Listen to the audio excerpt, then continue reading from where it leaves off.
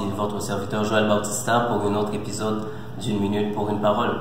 Je lisais dans la Bible une longue mais belle histoire qui avait captivé mon attention que je veux partager aujourd'hui avec vous. Il y avait un homme qui était béni de Dieu, un homme qui était prospère, tout ce qu'il entreprenait réussissait. Un homme qui était agréable aux yeux de Dieu, un homme qui était respecté aux portes. Pour tout vous dire, la même position que plusieurs d'entre nous, belle entreprise, belle famille, belle maison, un environnement à notre image, du confort et de l'assurance. Mais malgré cette assurance, rien ne présageait le pire à venir. Un jour, les épreuves de la vie ont frappé à ses portes et ils lui ont enlevé tous ses biens et même sa famille.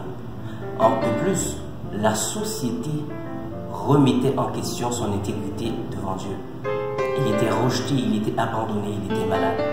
Combien d'entre nous peut s'identifier à ce homme ou qui a vécu une expérience traumatisante ou une expérience inattendue? Vous qui lisez votre Bible, vous voyez de qui je parle.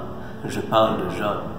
Ce qui va faire la différence entre lui et nous, c'est la façon dont on va réagir, nos réactions face aux problèmes, face aux difficultés, face aux oppressions.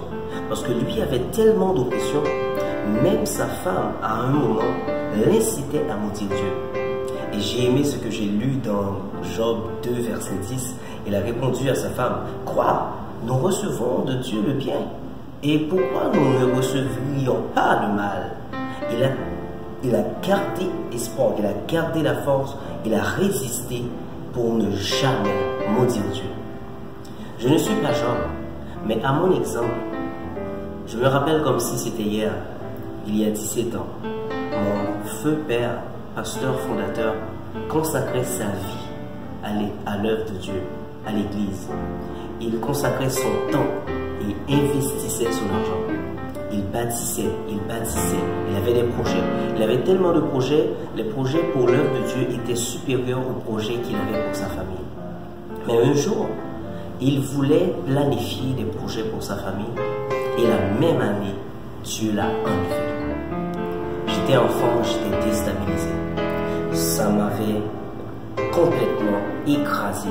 J'avais pas de morale, j'étais abattu. J'étais en colère contre Dieu.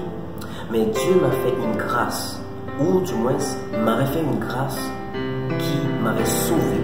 Je n'ai jamais maudit le nom de Dieu. Parce que savons-nous si Dieu ne veut pas plus de bien que nous pensons en vouloir? Dieu veut plus de bien pour vous. Peut-être des projets inédits, ou même un nouveau départ. Prenons l'exemple de Job. Dans Job 42, verset 12, il a eu un nouveau départ. Un nouveau départ qui veut dire qu'il a plus de biens qu'il n'en avait possédé avant, et même sa famille. À mon exemple, Dieu m'a fait comprendre qu'il fallait que je regarde la vie autrement, parce qu'il a plus de projets pour moi que je dois découvrir en lui. Parce qu'il est mon Père. Et pour vous, que pouvez-vous dire à votre exemple? Vous savez, la morale de l'histoire, c'est que il y a des choses qui vont nous arriver dans la vie et d'autres qui ne vont pas nous arriver selon le plan que Dieu a tracé pour nous. Mais quoi que nous vivions, il ne faut jamais maudire Dieu. Il ne faut jamais nous sous-estimer.